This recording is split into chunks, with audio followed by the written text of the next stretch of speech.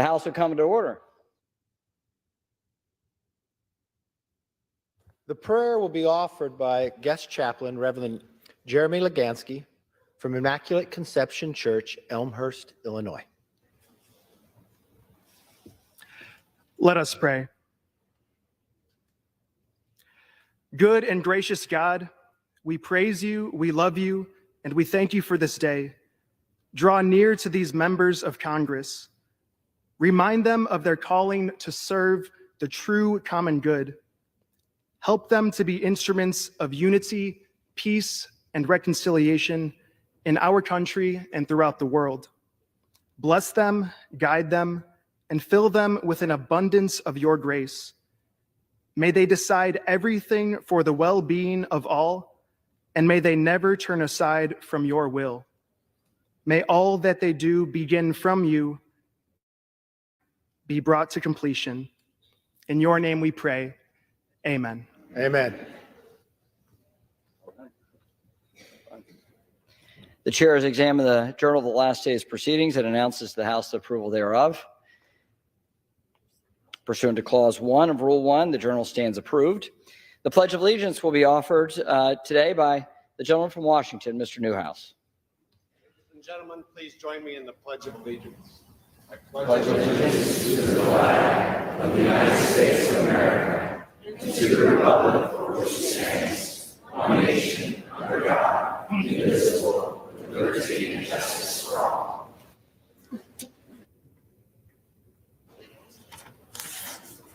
For what purpose does the gentleman from Illinois rise? Mr. Speaker, pursuant to Clause 7 of Rule 20, I move a call of the House. Under Clause 7B of Rule 20, the chair confers recognition for that purpose. Without objection, a call of the House is ordered. Members will record their presence by electronic device.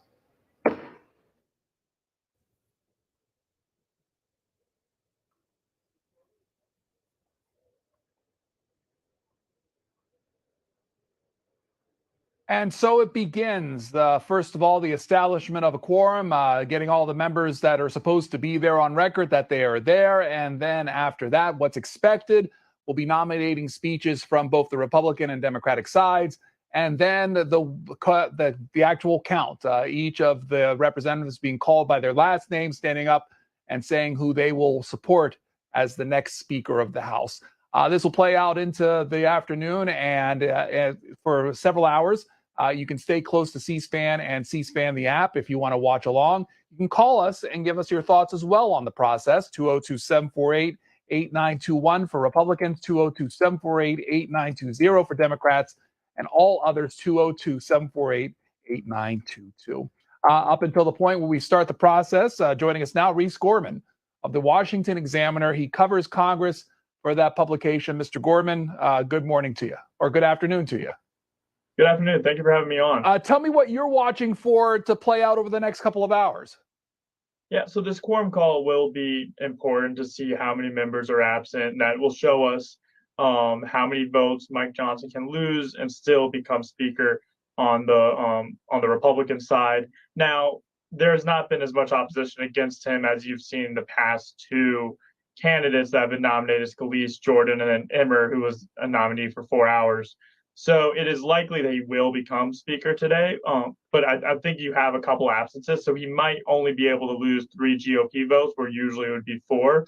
And so there is a tight margin. So it's still up. I mean, there's still a possibility he will go to a second. He will have to go to second ballot, but the opposition really is not there like we've seen for the past nominees. Has any opposition emerged since last night? No, actually, the opposite has happened. We've seen multiple people that voted present in the room are now planning on voting for him on the floor. That includes Thomas Massey of Kentucky, French Hill of Arkansas, who voted present, and now they're going to be voting for him on the floor. They're supporting him. And so that really shows that he might very well become Speaker on this first ballot, because there's not really much public opposition. I mean, Mike Lawler, a Republican from New York, a moderate Republican, voted for him in the room, so he would support Mike Johnson on the floor. And he was one of the moderate members that opposed Jordan on all 3 ballots. So this is really kind of looking good for Mike Johnson. And now there might be some people who are just not making their position known. But that does not seem very likely right now. Is there a sense of the pitch that Mike Johnson gave his fellow Republicans going into this to gain their support?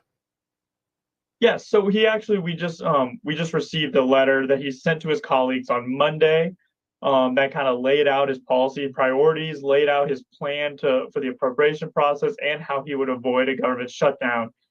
In this kind of letter, he laid out that one of his first orders of business would be to pass McCall's resolution that's Chairman McCall of Foreign Affairs to condemn Hamas, and basically a resolution condemning Hamas and supporting Israel. Right after that, it would be to go straight into a stopgap continuing resolution funding measure that would fund the government through either January 15th or April 15th, depending on where the conference is at, to give them time to work on those 12 appropriation bills and pass them. And so his plan is to pass a stopgap measure, because as you remember, the government funding runs out November 17th. So it's really possible that we have a government shutdown. We're really coming right up onto the wire there. So he wants to extend that to give us more time to work on appropriation bills, to pass these measures to ensure the government stays funded. And so he wants to start working on those individually. The House has already passed a couple. They need to pass more. The Senate has not passed any. So you're going to have to pass them going to conference. So you're going to need time to do that. And that's really something he wants to focus on. He wants, like McCarthy and like all the other speaker nominees and candidates prior to him, they don't want an omnibus. They don't want a minibus. They want each 12 individual appropriation bills. So that's what he said that he's committed to doing, is ensuring that those 12 appropriation bills get passed. Mr. Gorman, there's other reporting this morning this afternoon from Senator Romney, apparently saying about Mike Johnson, apparently experience isn't necessary for the speaker job. We're down to folks who haven't had leadership or chairmanship roles, which means their administration of the House will be a new experience for them. Taking that vein, is there concern about the learning curve that Mike Johnson faces should he become House Speaker? I think there's always going to be a learning curve, yes. One thing is he is currently vice chair of the House Republican Conference, so he is in leadership. Now, there does not compare to being speaker whatsoever. I mean, Emmer definitely had a lot of experience because he was whip. Scalise had a lot of experience because he was majority leader. That learning curve would have been a lot smaller than what Mike Johnson's is going to be. But again, he's going to, I mean, McCarthy's still, and I think McCarthy's still being a member of Congress is going to help him out a lot. He can lean on McCarthy for advice. Scalise is also from Louisiana. They know each other really well. Mike Johnson's called Scalise a really good friend. Scalise can help him out as well. And so I think you're going to see people really helping him out. And Mike Johnson's a policy guy. He's not he's not a real politics guy. He loves policy. He's very a social conservative. He cares about funding the government, fiscal conservative. And so I think you're going to see a lot of policy stuff come out of here. And he really is smart on policy. But then you're also going to see him have to lean on people like McCarthy, people like Emmer and Scalise for the more political side, kind of learning how to wrangle the conference together. I think that is going to be a learning curve. And it's going to be hard, especially in this narrow majority that you see. People are okay with blocking whatever comes to the floor, whatever bill comes to the floor that they don't like. And they want everything they want or nothing at all. So I think it is definitely going to be hard to go straight into this position. But he has people that he can lean on for sure. You use the term wrangling the conference. That goes to questions about Representative Johnson's style, particularly with dealing with the various factions of the Republican conference. How would you characterize that? Yeah, I think you could kind of look at where he got his votes from. I mean, people from all across different sides of the Republican conference supported him. I mean, like I said, Lawler, a moderate, supported him. Then you had people like Marjorie Taylor Greene supporting him, his Freedom Caucus. So you have these all sides of the conference coming, like, supporting him. And I think that's something that you are going to see, kind of his ability. I mean, people like Mike Johnson. Now you have people that might necessarily agree with him on everything, because as I mentioned, he's a very social conservative. But I think that he'll be able to talk with people. He has the relationships. But again, it's going to be hard, especially for someone that's never had to do it before. Like you mentioned, he also does have a chairmanship. So he hasn't had to kind of wrangle even a small group of members to vote for something. So it's going to be really difficult. And this is a conference where it's hard to do it if you have years and years of experience, as we saw with McCarthy. It's going to be extremely hard to do it, especially if you don't have any experience whatsoever. But he does have the relationships. I've talked to a lot of people. There really hasn't been many people that have said a bad word about him personally.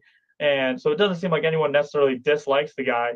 But again, on policy stuff, it's going to be hard to wrangle the conference together just in general because of such a majority and the opinions and that these members have.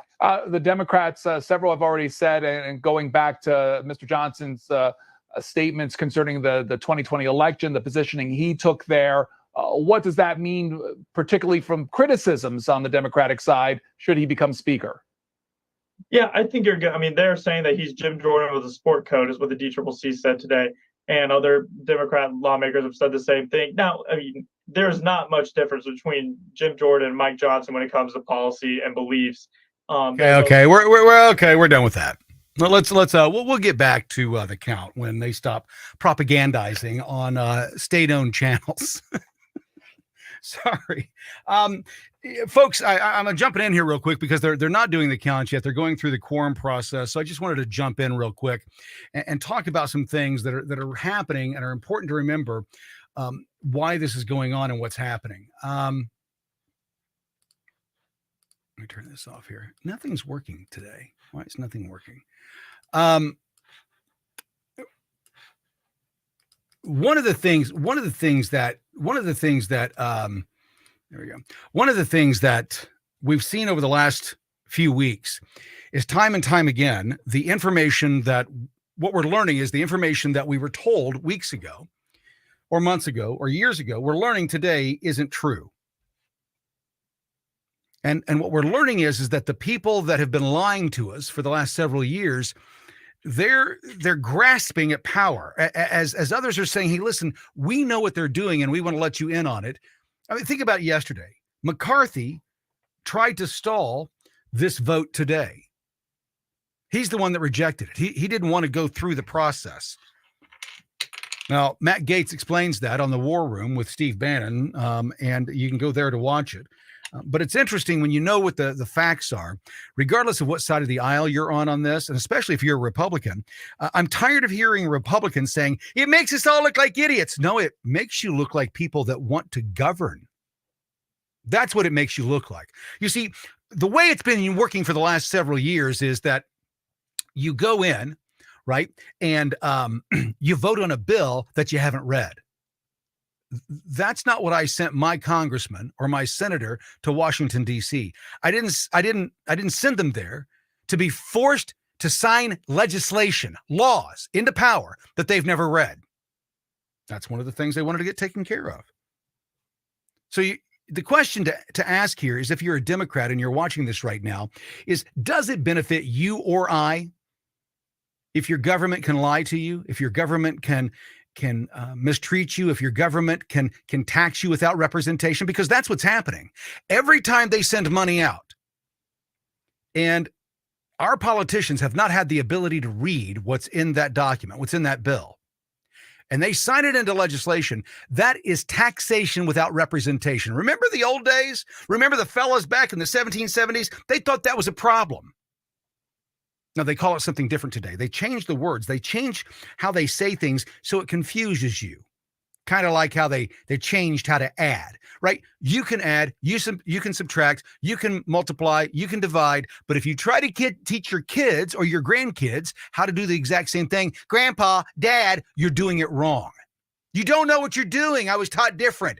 Why did they change up the teaching of something so basic? So you can't help, folks. That's exactly what it is. It's by design. Same thing with Congress. They try to make it so complex, so hard to understand. You can't possibly understand this. You're too stupid. You're just a constituent. You don't know what I know. And trust me, I got elected because I know what I'm doing. Folks, they're morons. The majority of these people are morons. Let's just talk about just Menendez here in the last few weeks. Got caught with that gold and that cash and those cars.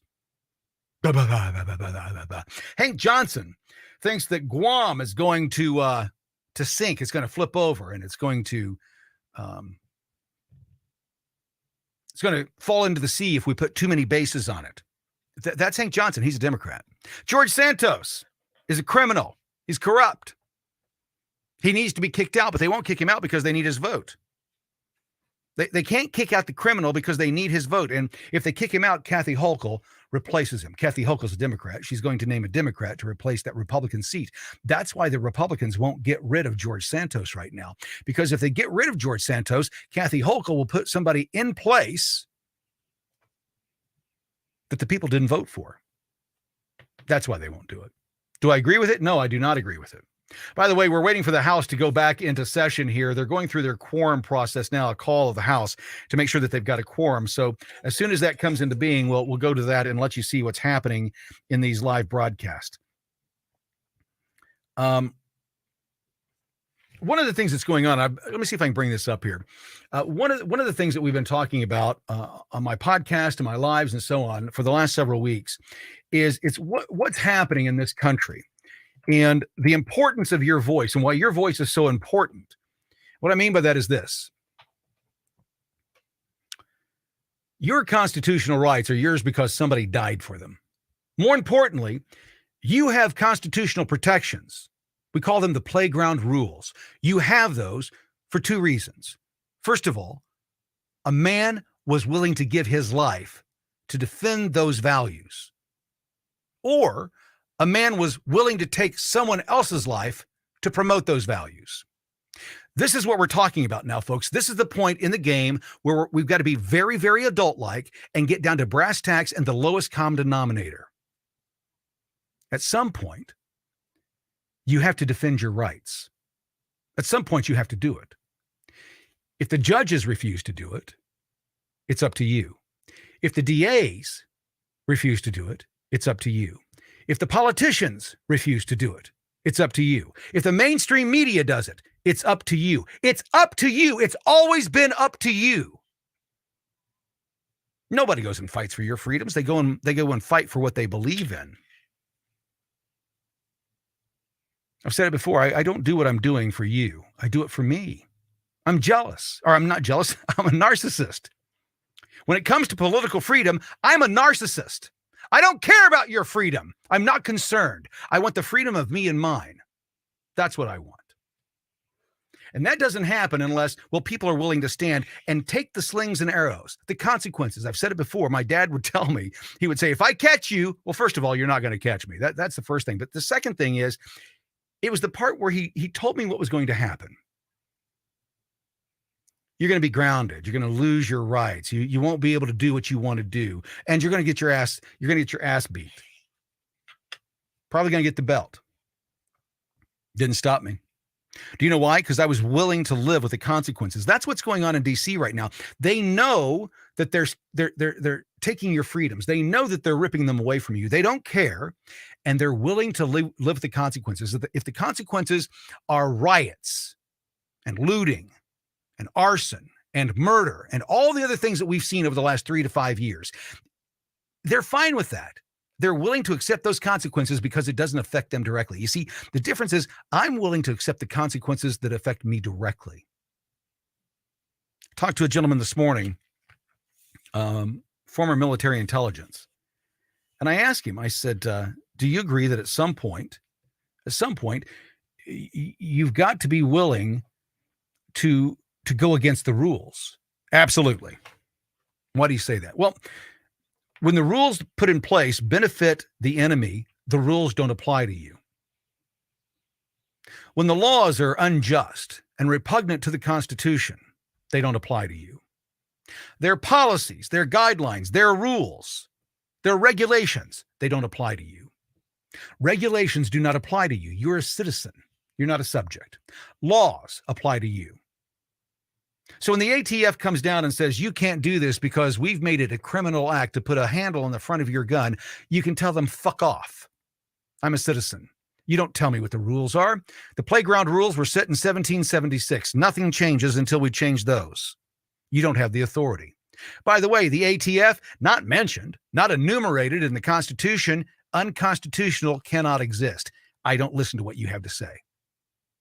Same thing with the DEA. Same thing with the FBI, the CIA, all unconstitutional. This isn't crazy, folks. It's not a conspiracy theory.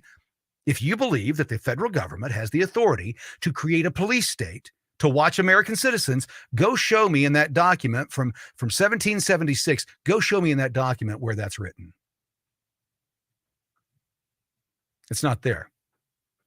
There's a lot that's not there. There's a lot that you've been led to believe that's not there. That's why they've got to work so hard. They've pushed you to the point where you're now going, hey, wait a minute.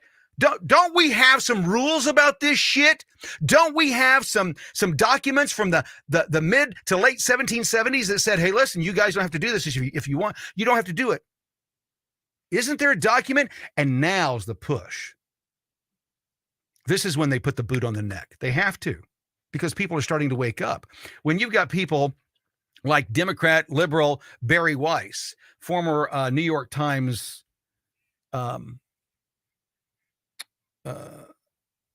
columnist and journalist, when she comes out and says, not only am I leaving the Democrat Party, but now I'm not even leaning to the center. I'm not a centrist. I'm leaning right.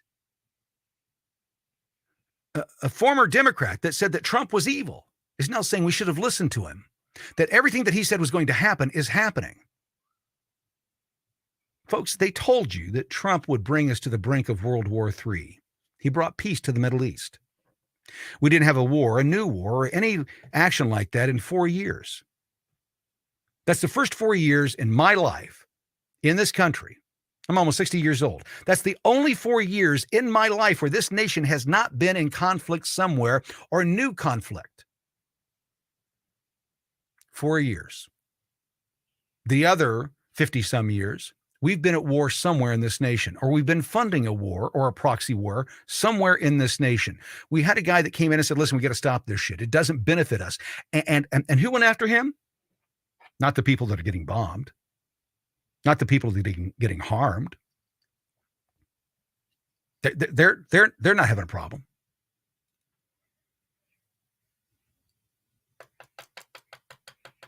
It's the gun manufacturers. It's the arms manufacturers. It's the system, the machine that's been built to perpetuate war. Not just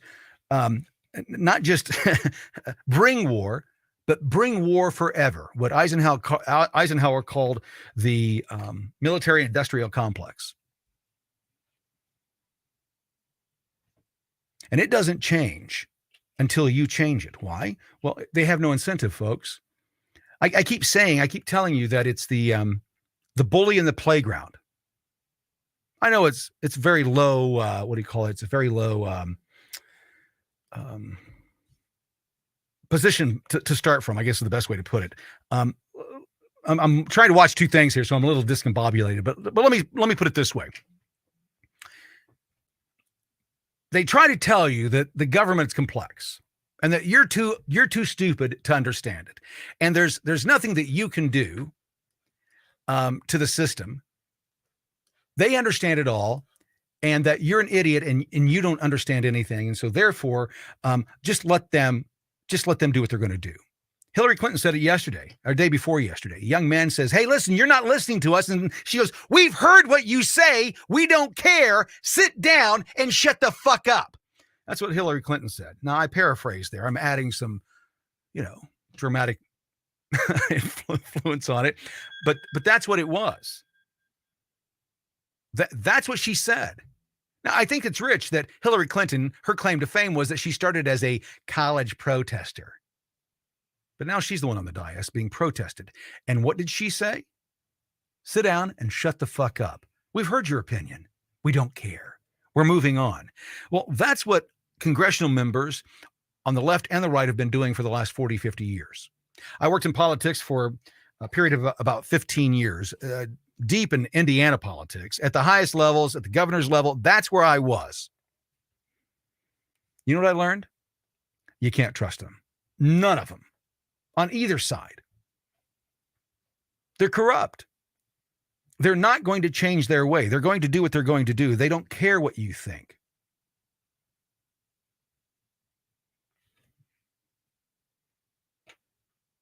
It doesn't get better, folks. It doesn't get better. Let me put it this way. We're waiting for this. We're waiting for the House to come together and get their quorum together. They've run out of time, so they're still doing votes here, it looks like. And they've got it. So we're ready to go. Think about this. The number one attack against Mike Johnson, the new guy that they're bringing up on the floor, do you know what the number one attack against him is? That he has questions about 2020. He's an election denier. He's Jim Jordan light. That's what they're calling him today. Folks, they've made it a crime in this country to question the elections in America. I'm going to say it again for those in the back, and I'm going to say it a little bit louder. They have criminalized questioning an election in the U.S. as we go around the entire planet, telling everybody how to run their elections and how to be fair. In the U.S., they're criminalizing speaking out against the 2020 election or any election. Two gentlemen are going to prison. They're getting jail time for what they said. They used their words in America. They didn't yell fire in a theater. They said, we don't think the election from 2020, we don't think that was right. And we don't think that 2016 was fair either. Even though Trump won, we think that it was rigged as well. And they didn't do it right. You can't say that anymore. Isn't that odd? In America, your words get you in prison. It doesn't get better, folks. It only gets worse. It doesn't get any better until the people that are in charge are either incentivized to change what they're doing or they're taken out of power, removed through whatever process is available. I prefer the electoral process, but what we've learned is, well, there's a problem with it. We can't trust it. Why can't we trust the electoral process? Because it's a criminal act now to ask about it. You get jail time. They'll come after you with jail time if you ask about the 2020 election. Kramer, you can't say that on YouTube. They'll take your channel. Well, I think that proves my point. Hillary Clinton and the Democrats for 4 years told us Russia, Russia, Russia. They made up lie after lie. They tried to smear the guy for 2020. And when they couldn't do it, they just rigged the entire thing. And now people are going to prison for saying, or getting jail time, or being charged for saying, I believe that the election was interfered with. That's not election interference. If speaking against an election is a threat to democracy, it's a good chance the democracy never took place. If speaking out against a crime is a crime, you've got bigger problems on your hands. That's what I keep trying to tell you. They try to keep everybody's over here. They're all, Hawaii. It got burned up by a space laser. They hit us from space. And while Joe Biden was in court actively working for the ability to censor you and what you say on these social media platforms. And then last Friday, the Supreme Court said, gotcha, Joe, you can do that. It's fine. Continue doing what you're doing. Because you see, their argument was, well, we're not doing it. We're just pointing out to the social media platforms what their community guidelines are and that you violated them. When you talked about the 2020 election and you didn't praise Joe of getting the most votes of any president in U.S. history. By the way, that was his third time running. He'd had to drop out twice before because he's a fucking liar. Yeah, plagiarism. That gets you. But the third time was a charm. And not only did he make it through, he made it without doing any campaigning. He did it from his basement and a couple times in front yards. And so just as an observation from the outside, when you see thousands and thousands of people standing in line for hours to go see one guy and the other guy's in his fucking basement and nobody's saying they like him. And he's a two-time loser before. By the way, I think it's interesting to point out, Kamala was in the same boat as Joe. Joe had no chance of winning. Other people on that stage had a better chance of winning. They got Bernie Sanders. That's what happened to them. The Democratic Party did the exact same thing to those candidates. Yang, who else was it? Swalwell-Upper, I can't remember. Anyway, they're 15 or 16 that were up there. They went through and said, hey, listen, hey, guys. It's almost like an Office Space. Hey, how you doing, folks? Yeah, I'm going to need you to work on Saturday. That's what the Democrat Party did to the Democrat members of their party. It said, listen, the decision's already been made. You're never going to be the guy. We're not going to allow it to happen. Just like we didn't allow Bernie to get in, we're not going to allow you to get in. And so they dropped out. Now, who did they pick? Who was the best of the best for the Democrat Party? Was it Michael Yang? Was it the others that were on that stage? They were far more qualified and a lot less old, lot younger. Was it them? No.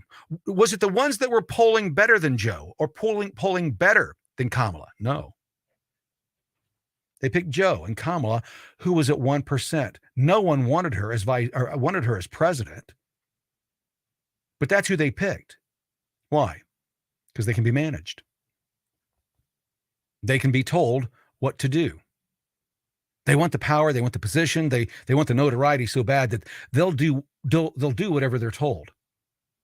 By the way, we're still waiting for the House to come in. As soon as the House comes in, we'll go live to them and we'll watch this session in action. Hopefully, it gets heated here soon. I can't wait for it to happen. I will be disappearing here, no matter, at 2:00. I've got a phone call I've got to be on at 2:00. But as we're watching this get ready to go, folks, you've got to start thinking about what they've told you over the last several years and what the real case is.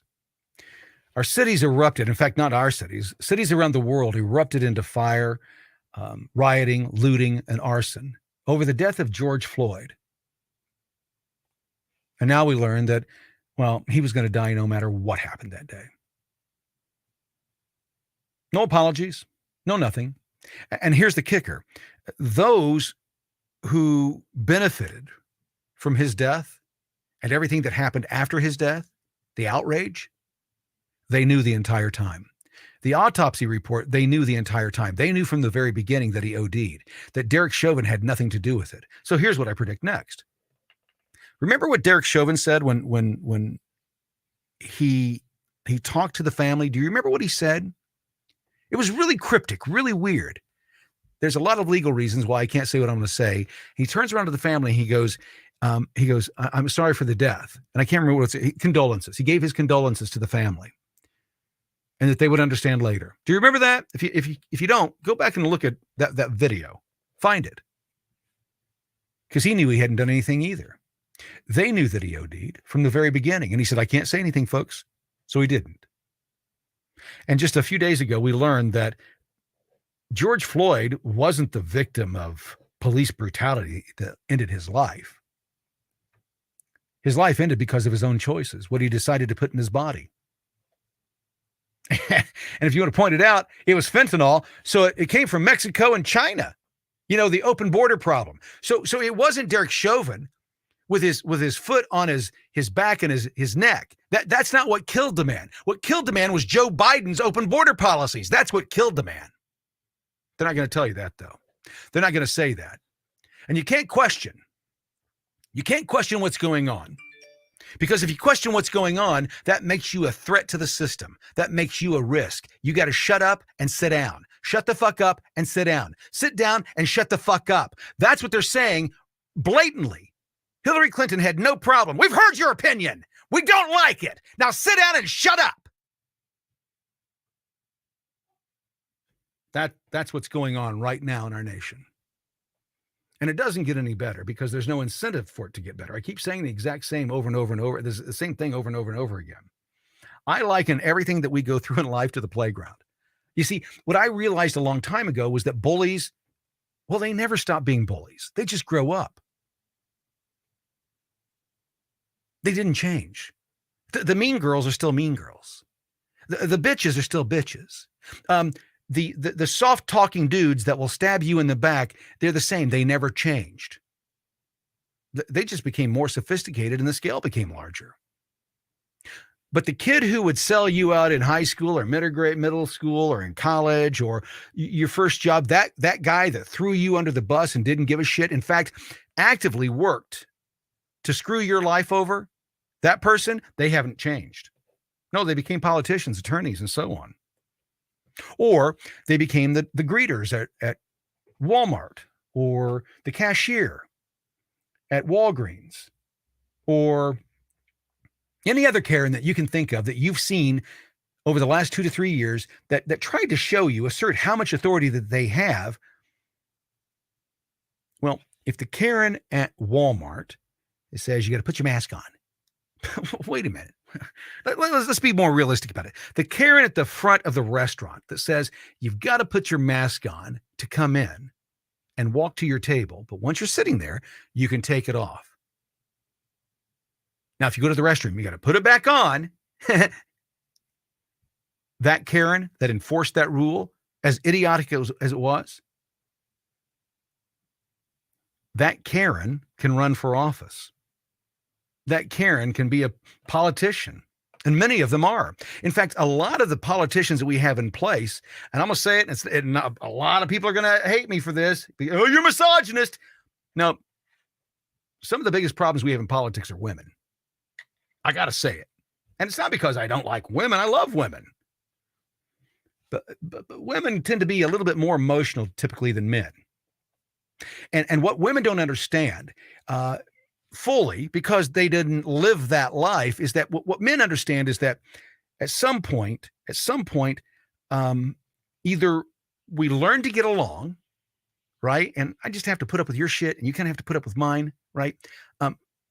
That's the goal. But if that can't be achieved, then at some point, somebody's going to get their nose punched. Now, that's a figure statement, right? What you have to realize is that when I say get your nose punched, that means, well, your city gets bombed. Or you get attacked with a cyber attack, or they do something else to you. Like I said, it's still the same thing. The scale is just much larger. So scale things down on the playground. If you had a kid on your playground that lied to you all the time, would you want that person in charge of you? That person says they have the authority to lie to you because they know what's best. And by the way, when you call them on their lies, you're the problem. Think about this. The federal government has passed laws that makes it illegal for you to lie to them, but they can lie to you all day with no accountability, no repercussions. Now let's put things in context. These motherfuckers work for you. Why is it illegal for you to lie to them, but they can lie to you? Why is it legal for them to tell you a fib, but if you tell them one, you go to jail? Why? They're called king's rules, folks. The king rules. And whoever's king makes the rules. They get voted in, and what they've done is they've created a power system. I worked inside it. That if you, it's the same thing on the playground, right? Red Rover, send Tommy over. Well, those teams, when they get picked, it's the same way in politics. You know, when you look at Barb over there, and Barb's a little heavy set. Now, she's got some girth behind her. And Tony, her big brother, he's fatter than shit. Yeah, he can blow through the line if he can run far enough, if he can make it without tiring out first. The same thing happens in politics. People look at you and go, I don't like your message. I don't like how you do it. I don't like how you say it. So no, you can't be a part of this group or that group. And so you get pushed out. In Michigan, for example, what they do is they kick people off the ballot. That's how Barack Obama, by the way, in Illinois became the senator, is through kicking people off the ballot shenanigans. Those are the tricks of the playground. Now, if you realize that there's just a playground, and that playground doesn't really have any rules. I mean, we do. We have the rules from 1776, but they're not abiding by those. They're writing their own rules. That's how we got here. You see, they've abandoned them. They can't change them. So they'll make you believe that they're still in action. They just won't enforce any of the laws or the rules that are in that document from 1776. That's what I was saying earlier. If you've got a problem and a judge won't hear the case, regardless of how just it is, who's going to protect you? If the system that's in place says, nah, I don't want you on my team, and I don't want anybody else hearing about this, so therefore you can't have your case heard. They just make a decision, and it's politically based. If the judges and the DAs will not protect your rights, they have the authority to do so. Do you think the politicians are going to do it for you? I say no. And we're seeing it happen. in the last 3 years. How many politicians stepped up and said, hey, listen, we got to stop this shit. What they're doing is unconstitutional. It's a violation of law. Americans should step up, and every one of these motherfuckers should be ripped out. How many politicians came forward and did that for you? They didn't. Even the ones we like stayed silent on certain issues. Why? They're politicians, folks. That's what they do. They don't have the ability to grow a backbone or a spine or a set of balls. They're ballless, spineless jellyfish. They will be whatever you want. Now, every once in a while, you'll get somebody like a Matt Gaetz or a Jim Jordan or somebody like that. But did you see how the entire system treats them? And, oh, they're a problem. They're MAGA. They want to tear the nation apart. Our nation's on fire. It's on fire. The whole world's on fire, but our nation is on fire.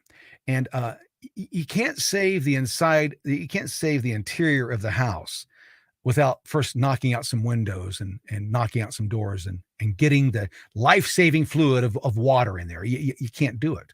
You've got to destroy part of the house to save the rest of the house. That's where we're at right now. And the problem is that the people in charge who don't want any part of the house to be torn down because they like it the way that it is, they're benefiting from the way that it is, they got a problem. Because they don't want to lose power. They don't want to lose access to the information that makes them rich. They don't want to lose access to the authority that allows them to do what they do with impunity. So what will they do instead? Well, they'll call you a liar. They'll call you a racist. They'll call you a xenophobe. They'll label you as a sexual predator. They'll say or do anything they can to get their way. Folks, it's no different than the playground when the little girl says, you got cooties. It's no different. And you should treat it the same. And move on. I don't give anybody's, I don't know if I get comments all day long on my content. Very rarely do I read them. Very rarely. So if you're trying to contact me through comments on my content, you'll never get a hold of me. If you want to get a hold of me, go to CramerSez.com. You can directly message me there. But I don't read the comments for one simple reason. I got to say this the right way. In the end, they don't matter. I hate to say it that way. It's terrible to say it that way, but I work in media and the numbers don't matter. You see, I don't need a bunch of people commenting. I need a bunch of people doing. I need a bunch of people that are as upset as I am and starting to take action. I would love for somebody who started listening to me to bypass me and become a bigger voice. I'd love that. When that happens, I'll recede. I'll pull back. I don't need to do this every day. I don't want to do this every day, but I'm going to do it every day until our nation no longer requires it. I don't care which side of the aisle you're on. The system that's in place is harming all of us. You don't have better crime numbers because you voted for Joe Biden. If you live in certain cities and you voted for Joe, well, the likelihood of you being killed or a victim of crime is exponentially higher because of who you voted for. Oh, Kramer, that's not the truth. Look at the crime in Chicago. Look at the crime in Chicago, folks. That's not a that's not a Republican issue. The destruction of Detroit, it's been fully Democrat for over 50 years. There has not been Republican control of Detroit in over 50 years. In Chicago, it's over 100. So at some point, what you got to realize is you've got to, Jesus Christ, they're coming in. I knew it was going to happen. What you've got to realize is that at some point, you got to realize that what they're telling you isn't the truth. And no matter how much they dress it up and they try to make it sound and look better, the numbers are the numbers. I was watching a TikTok the other day, and I think it was interesting. I can't remember the guy's name, but they were all digging on Post Malone. And somebody said, "Well, you think he's the best? Well, he is number one, And they go, bullshit. And the other guy goes, well, numbers don't lie. You see, that's why they don't want us giving the information. That's why they don't want us giving data. Because when we give you data, they go, we got to reinterpret that. That's not correct. Folks, here's the thing. At the end of the day, we know what's gone wrong so far. We know what's happening wrong so far. And those of us who are trying to counter that have been called every name in the book. Now we're just saying, try it. Just try it. What have you got to lose? That's what Trump said, right? What have you got to lose? You're being murdered in the streets by your fellow neighbors. You're being robbed blind. You can't go to the store because you don't know if they're going to have anything. And violence is everywhere. And now you've got Hamas and Hezbollah that may have potentially be in the country that are going to wreak havoc as well. Why not try something different? Why not say, you know what? I know it sounds good. I know that you want me to believe in diversity and equity and all that bullshit. But it's funny, the more diverse we become and the more equity that we give people, the worse our system has gotten. It hasn't gotten better. So at what point do we start waking up and realizing that the Republicans and the Democrats, they've decided to unite. They tell us we have powers. They tell us that we have rights. But then when we try to exercise them, they make us criminals. The FBI just said, who you voted for in 2020 and who you plan to vote for in 2022 makes you a potential terrorist. That you're a national security threat. As Hezbollah and Hamas and other gang members from South America and throughout the world come across our border and wreak havoc, causing murder and all kinds of stuff, we're the problem. The people that show up and say, I don't want my kids being taught that, we're the problem.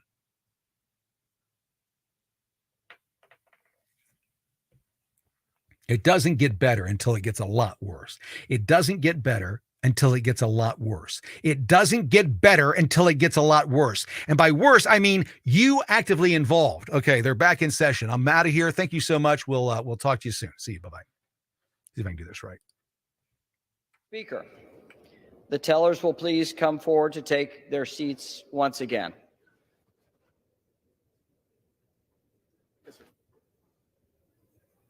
Thank you. Thank you. Oh, I didn't even notice.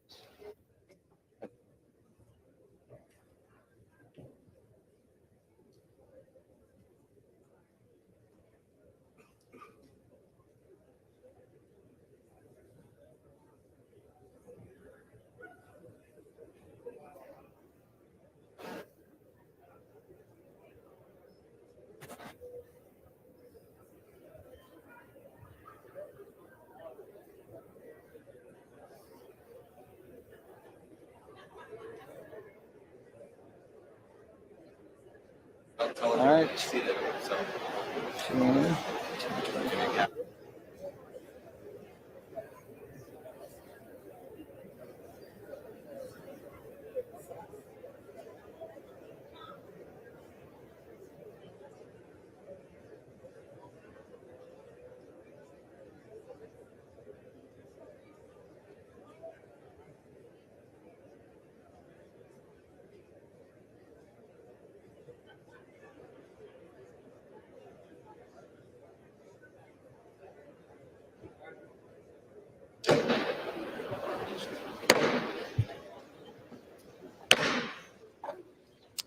The nominations are now in order. The chair now recognizes the gentlewoman from New York, Ms. Stefanik.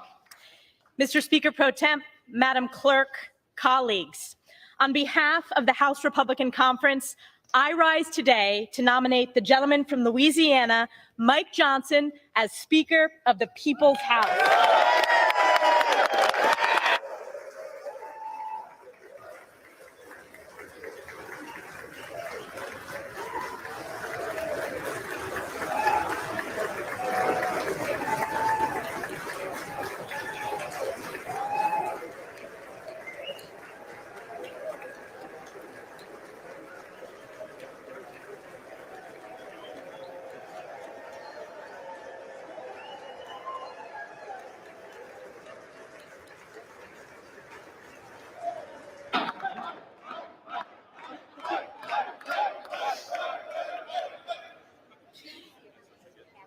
convene this esteemed body today at a time of great crisis across America, a time of unprecedented challenges in this hallowed chamber, and a time when our most precious ally, Israel's very existence, is under attack from forces of evil.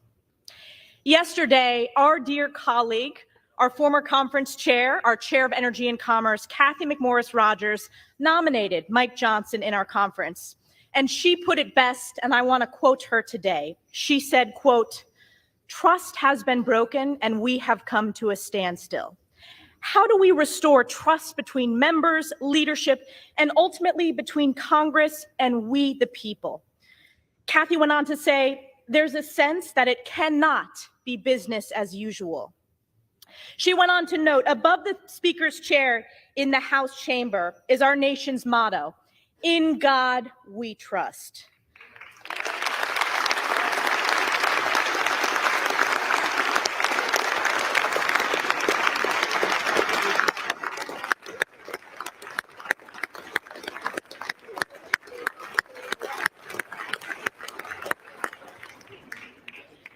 Ms. McMorris Rodgers went on to say, "The times in which we are living demand boldness, unity, and transformational leadership that begins with trust in God and each other. Trust is when the magic happens." In the story of King David, we are reminded that man looks at the outward appearance, but the Lord looks at the heart, end quote. Today is the day that House Republicans will humbly look in our hearts and elect Mike Johnson as Speaker of the People's House.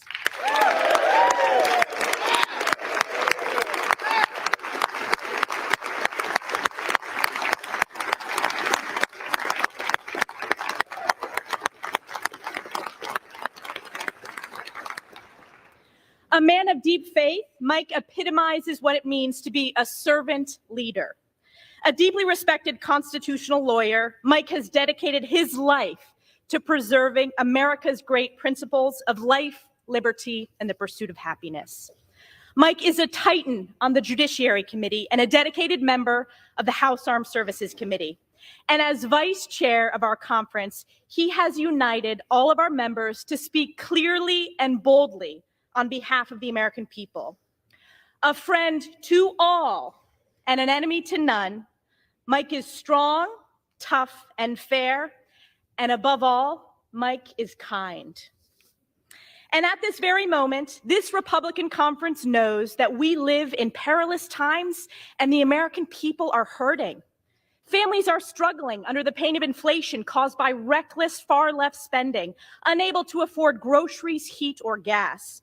We have an inhumane open border with millions illegally smuggled and trafficked, and tens of thousands of children lost in the chasm of the incompetence and negligence of the Biden administration. Israel is under attack by Iranian-backed Hamas terrorists committing atrocities, with Israelis suffering the bloodiest days in modern memory. Crime is skyrocketing on our streets, while there are vicious calls from the left to defund our great men and women in blue. American energy production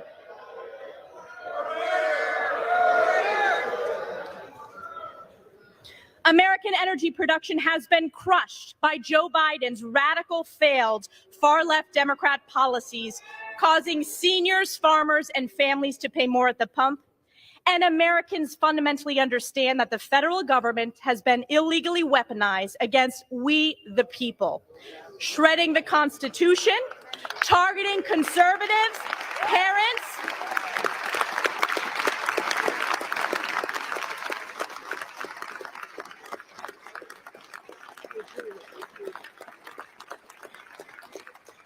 yes, I'll say it again. The federal government has been illegally weaponized against we, the people, shredding the Constitution, targeting conservatives, parents, and even Joe Biden's top political opponent. The people are looking to this great chamber to save America, and save America we will.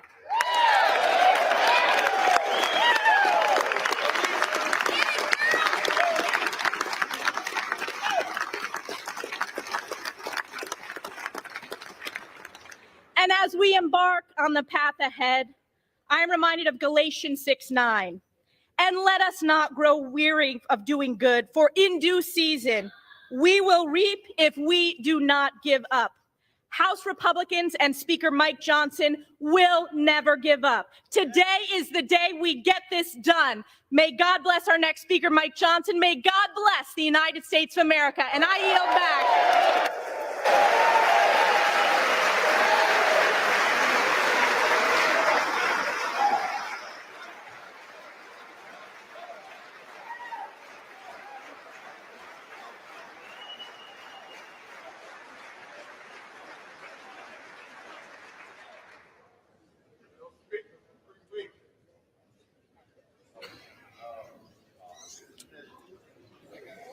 The chair recognizes the gentleman from California, Mr. Aguilar.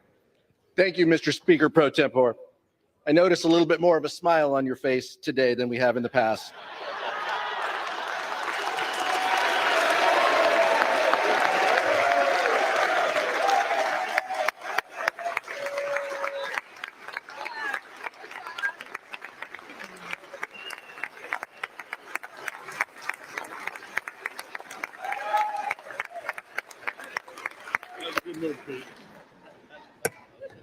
Mr. Speaker, I rise today at the direction of the Democratic Caucus to place into nomination for the position of Speaker of the House of Representatives, the Honorable Hakeem Jeffries from New York.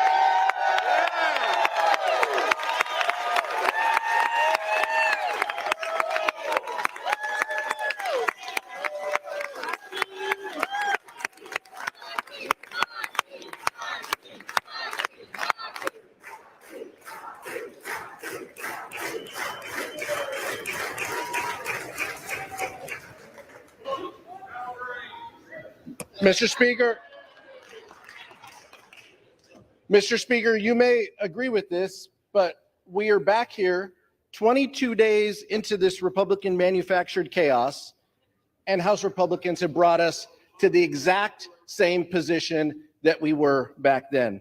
All of the infighting, all of the disarray, just to end up where we were 3 weeks ago. These past few weeks, we have been left wondering if Republicans were truly intent on solving our issues, reopening the House of Representatives, and rallying around someone to lead this chamber. Or has this been about something else? Has this been about a focus of House Republicans to find the person who can pass their extreme litmus test to oppose marriage equality, enact a nationwide abortion ban without exceptions, gut Social Security and Medicare, and support overturning a free and fair election? It's a fair question. It's a fair question.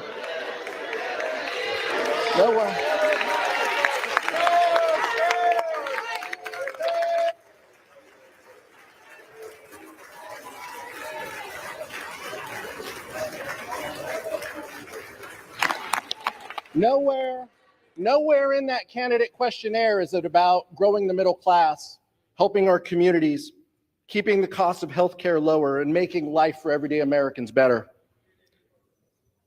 The gentlewoman from New York said it right. This has been about one thing. This has been about who can appease Donald Trump.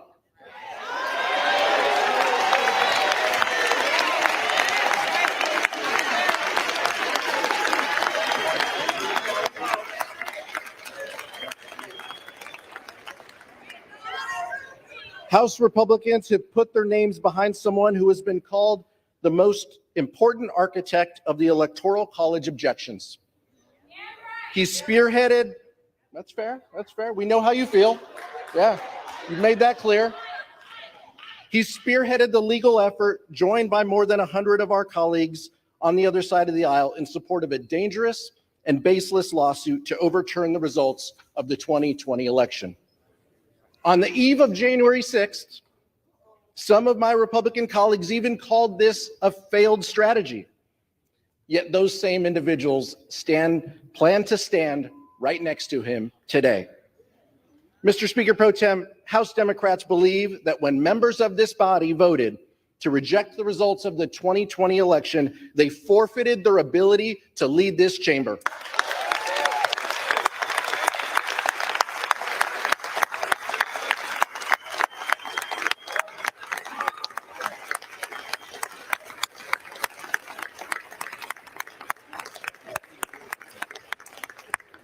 On this side of the aisle, we know what leadership looks like. Hakeem Jeffries has never turned his back on the will of the American people. The son of two social workers, he's always stood by the side of working families. The most pressing needs of everyday Americans are his North Star.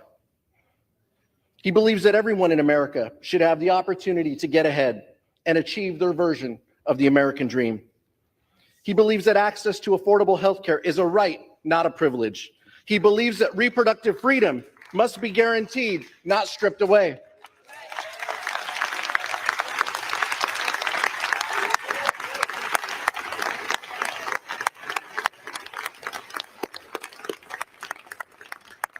He believes that working families, not the wealthy and the well-connected, should be rewarded. He believes in growing the middle class so that everyone can succeed. He believes that our schools and our communities should be safe and free from gun violence. He believes that investing in public schools, not depriving students of fact-based education by banning books.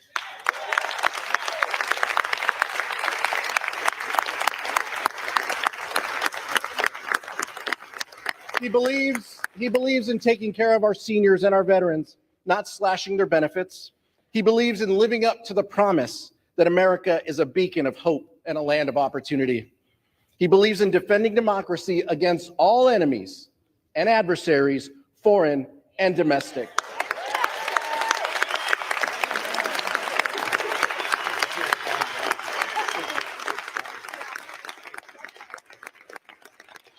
He believes in standing by our allies, Israel and Ukraine.